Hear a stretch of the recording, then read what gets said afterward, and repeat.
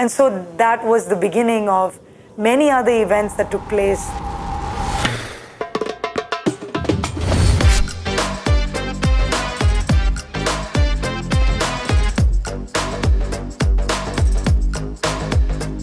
My name is Shereen Yusuff. I was born in Muscat in Oman in the Middle East. I also grew up a tennis player. And so for me, encountering Jesus is a whole different experience. And this time I very clearly remember him saying, "Follow me." And I went, fully Muslim. I believe my complete conversion.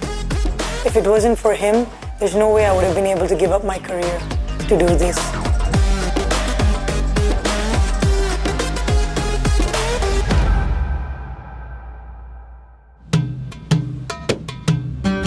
I'm Indian by origin, but my mother is from Singapore.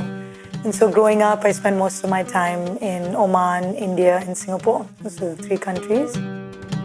I also grew up a tennis player. So at the age of 4, I started playing tennis, and I became a pretty good tennis player. So by the age of 9, I was number 1 in Oman. And so we kind of tried to figure out where to go from there. And so that was my first introduction to going to India.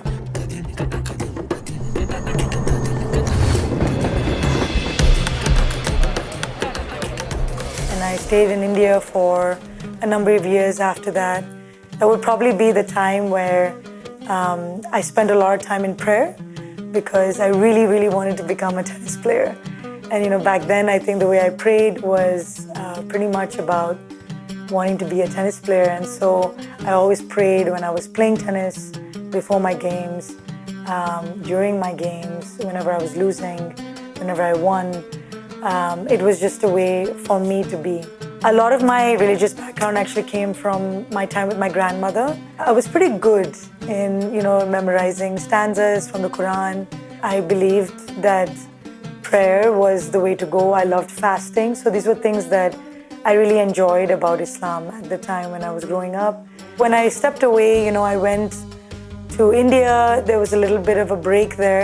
I wasn't so close to the family anymore. My mom and my brother moved. My brother went for further education. My mom and I did my high school and I pursued tennis when I was in India.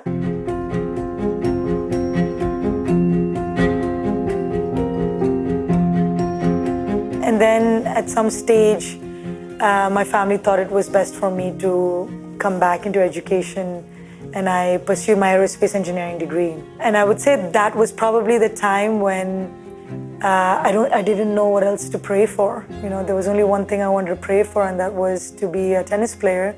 And so when there was no more tennis in my life, I didn't feel like there was anything else really to pray for. So going to India, I had a stint. My internship was in China.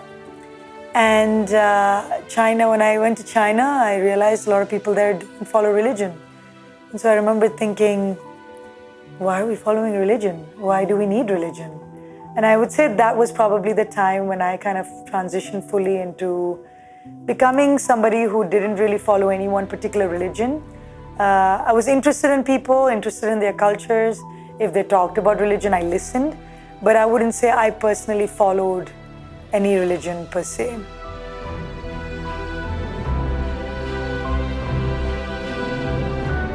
Now, later on, when I entered college, and I couldn't play tennis in college anymore because there was no team for tennis. And so when tennis wasn't there anymore, I went on this journey of trying to find the limits of my body and my mind. And whether it meant reading 10 books in a month, or whether it was climbing a mountain or climbing a major peak every other month, I was consistently pursuing something. I don't think I fully understood at the time what I was pursuing, what was lacking, why I was feeling what I was feeling. At the same time, everybody around me kept looking at me as, oh my gosh, you are amazing, you're doing all these things and it's incredible. But internally, I felt very hollow. So I started pursuing this dream of climbing the 7 summits in the world, which basically are the 7 highest mountains. I had started training for it. I had attempted Aconcagua in Argentina. I was training for Denali.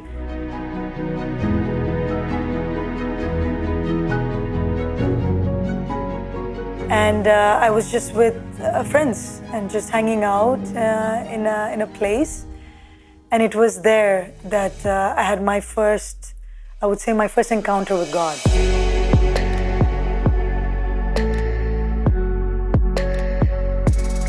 I was around a number of people and I felt a scene that was very similar to how when Jesus got baptized by John the Baptist and what happened in that scene. I felt the skies parting, I felt something coming into me, coming out of my heart, which today I would call that the eternal water that gushed out. And at that time I just felt immense amount of love come out of my heart. But whatever this entity was very proud of me, and I felt a lot of love.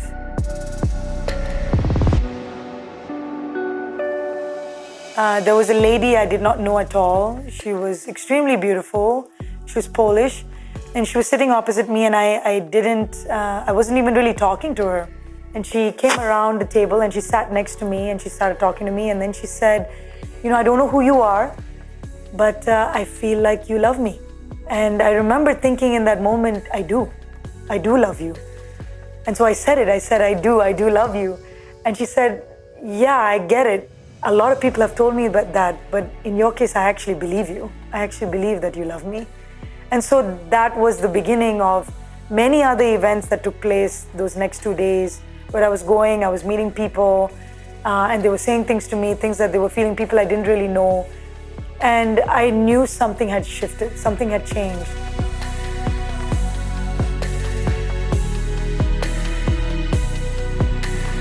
So the next couple of months, I started sitting in silence.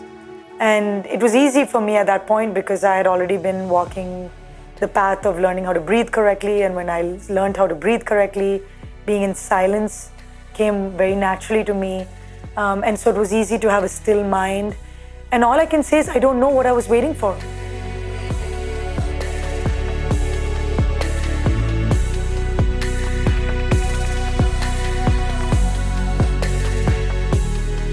I was sitting in silence and I felt a voice talk to me. And I remember thinking, this is not my voice. And these are not things I would say to myself, And so I started listening to what the voice was saying to me.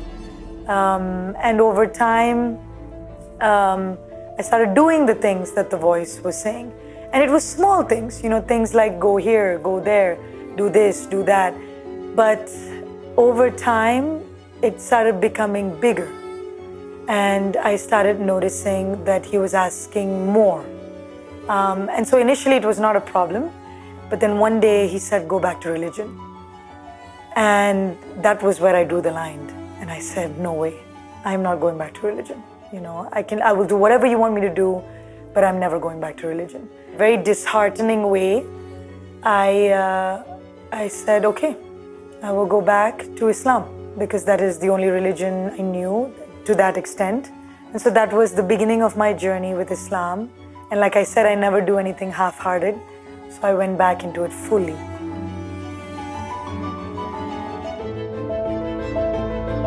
I remember, I had been traveling about a week before that. I was making a trip towards New Mexico. In one day, because of course, a lot of my prayers have a lot to do with silence. I sit in prayer and I end up being in silence, and I had this experience of being in union with God, and it was just so beautiful that I just wanted to stay there.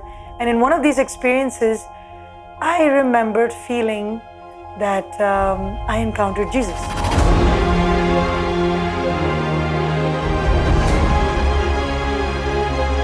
And I remember, now you have to remember, Jesus is a very prominent prophet in Islam.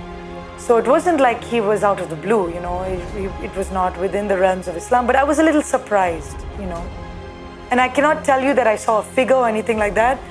How did I know? All I can say is it's like when you know it's your mother. You know, it's not like you went to the hospital to get a DNA check to know if this lady's your mother or not. You know, you just see you know who your mom is, and then you basically go through life knowing that it's your mom. And that was kind of a similar experience for me. I just knew it was Jesus. And then that was it. It just, went away. And then I think it was about 2 weeks later, again, same thing. I was incessantly praying. And I remember I was crying because I was in this place where I was feeling confused. I didn't know how to move forward. And I just felt like the next step was to be with a teacher. I needed to be with a teacher because I didn't feel I could go any deeper without a teacher. And it was then again that I felt the presence of Christ, the presence of Jesus. And this time I very clearly remember him saying, "Follow me."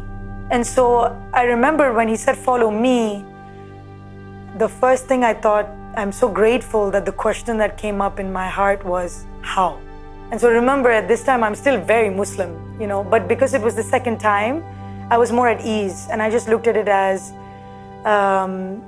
he's a prophet. He's a very, very important prophet in Islam. And so he is coming with a message, And so in that moment when I asked him how, in that time, Mother Teresa came in my heart.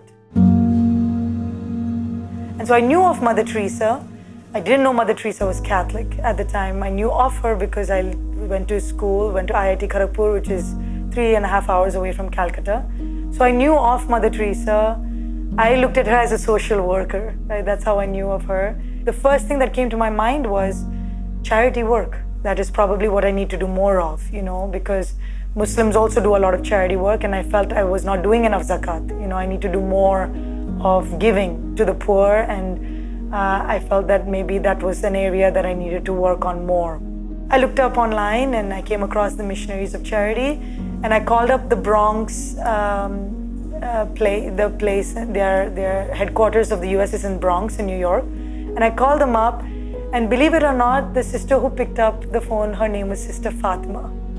And it is really incredible because Fatima is a very Muslim name. But the moment I heard her name, I just felt, there are Muslims in this organization, so I'm good. Everything is fine. So I remember telling her, I would really like to come. And I was ready to come to Bronx. I said, I want to come, I want to serve. I felt God a call on me and I need to do this. And sister, listening to me, thought I was actually talking about joining the Missionaries of Charity.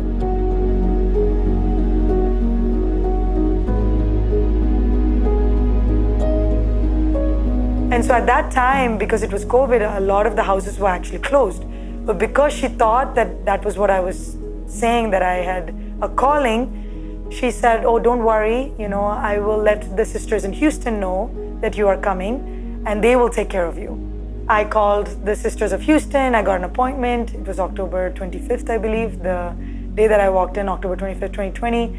And I went, fully Muslim. And I walked in fully just telling them that here I am. I have come to do whatever work I need to do here, because you obviously do a lot of work with charity, and I'm here to serve in any way I can. I walked in when they were completing adoration. So they were in adoration, and I was sitting outside the chapel because there wasn't a lot of space in the chapel. And I remember just thinking, this is great. They love silence. I love silence as well. This is going to be a great venture. I feel like I found the right place. And so, Mother Superior came out. She took me to the back. She was cooking. She just wanted to talk to me. She wanted to get to know me better. And very quickly she realized I am not Catholic. I'm not even Christian, I'm not single. And so she was just completely confused. And she just looked at me and she said, "What are you doing here? Why have you come here?" And I just said, "God sent me here." That was the first time she said, "Well, we are Catholics. And I'm not turning you away. I'm just going to say that if you are Muslim and you're a devout Muslim, then maybe you should look for something that is more in line with your religious beliefs. But we are Catholics, and so I don't know what to say to you aside from the fact that you're welcome here whenever you want to come, but I don't know how we can help you in any other way. Yes, my heart sunk, but I remembered Sister gave me a book. I still have that book. And she said, if you would like to understand more about what we do here, this might be it was a catechism book, for young adults. And she said, take this book and you can read a little, but I don't know what else to do. I don't know how else to help you. So I asked her, I said, what can I do tomorrow? And then she said, well, every day we have daily Holy Mass, and we have it at 7 o'clock. If you would like, you can come. And if you want, you can just be a part of it, so you can understand how we do daily Holy Mass. But that's about it. And so I took the book, I left, and after that, I never missed a day of Holy Mass. I went to Holy Mass every day to the sisters.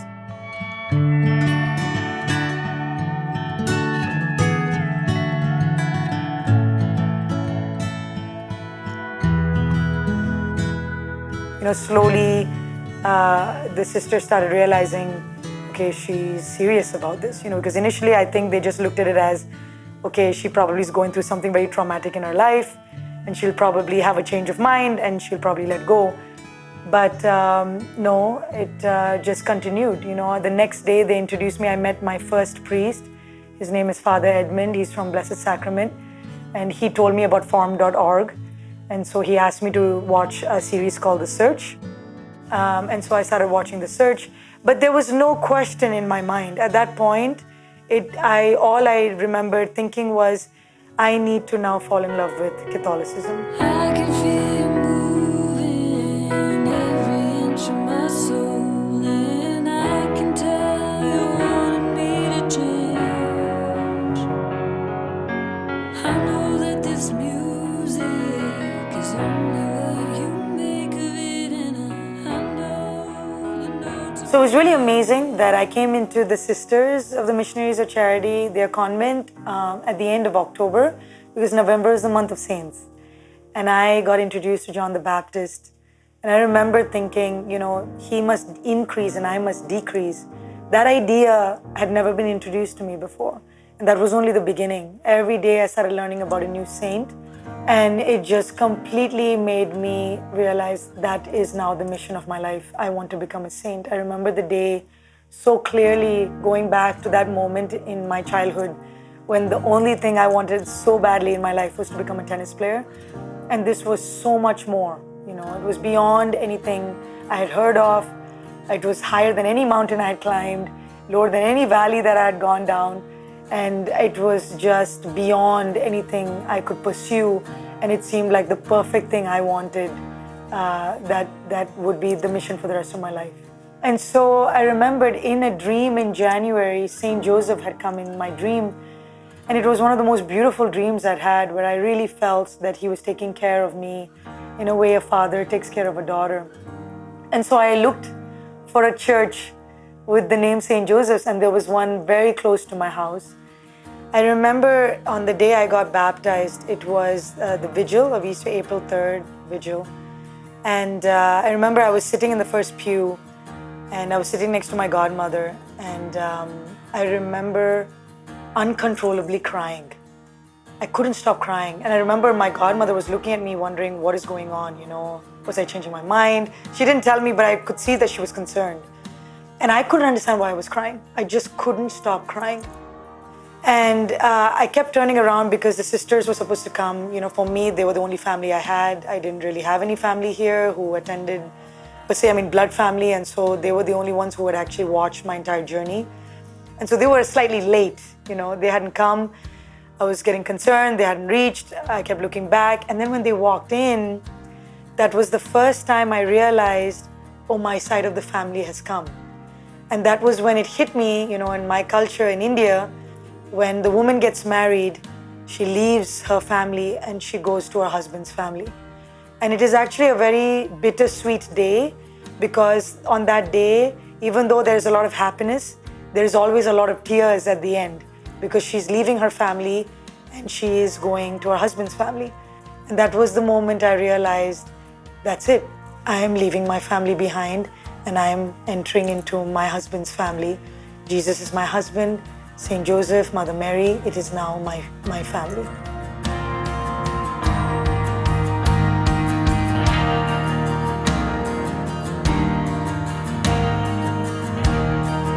I remember the day when I converted to Catholicism, people called me a fool. They said, one person even called me a buffoon. Another person told me I was working backwards, that they thought that I was so smart and I had attained so much in my life, and now I'm going backwards. And that year, I got admission in Stanford and Princeton. In the same year, I got summers in both. And in a way, I felt the Lord redeemed me from the fact that those people called me a fool. So He has done this for me time and again, over and over and over. Every time somebody has said something to me, called me a fool, told me that I'm not walking the path of God, the Lord has always redeemed me.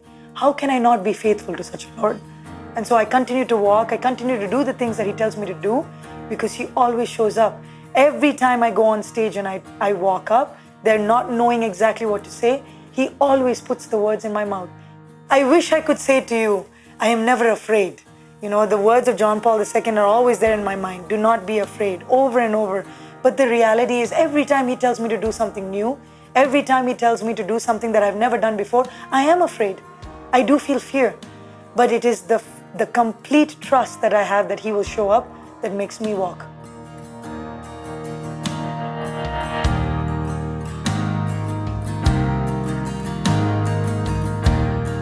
Now, Mother Teresa is my patron saint, and she has played a huge role, not only in my conversion of coming into Catholicism, but she continues to play a major role in my life because her role was to come to the poorest of the poor.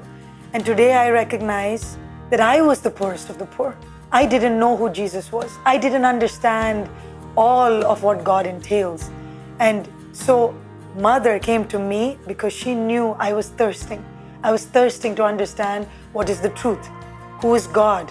What does God look like? What does it feel like? And so when she came to me because I was the poorest of the poor. I didn't know who Jesus was. And so for me, anybody who doesn't know who Jesus is, and it's not knowing Jesus as in, okay, who is Jesus? Jesus Christ. Okay, no. Encountering Jesus is a whole different experience. If you truly encounter Jesus, then you can say you know Jesus. And I wanted to know God. And I don't think you can know God without knowing, without encountering Jesus. And so Mother Teresa was that for me. She was that bridge for me. I thought, okay, poorest of the poor was only in the poor. No, she has brought me to the richest of the rich. She has brought me to them and she has shown me that they are poor too, Shireen. They don't know who Jesus is. They haven't encountered Jesus. Don't look at their wealth, look at their heart. And so through her, I am beginning to understand what it means to be the poorest of the poor. And I know that they are thirsting too. I see it. And so I'm very grateful. And now 2 years later, I have encountered so many incredible people. People suffering from cancer, people suffering from arthritis, all sorts of disorders. And I realized in Jesus being my Savior, Jesus is now using me to get closer to them. And that's all He tells me now. Shireen, bring me to them. And so I'm grateful. I'm grateful I listened. There's no way. If it wasn't for Him, there's no way I would have been able to give up my career to do this.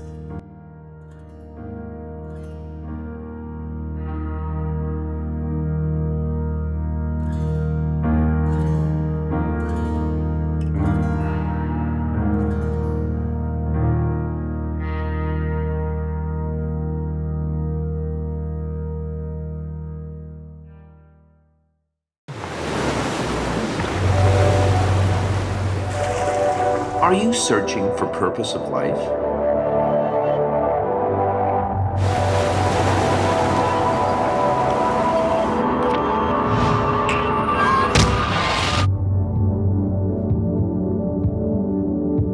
Discover your true identity. Stay tuned to Shalom World.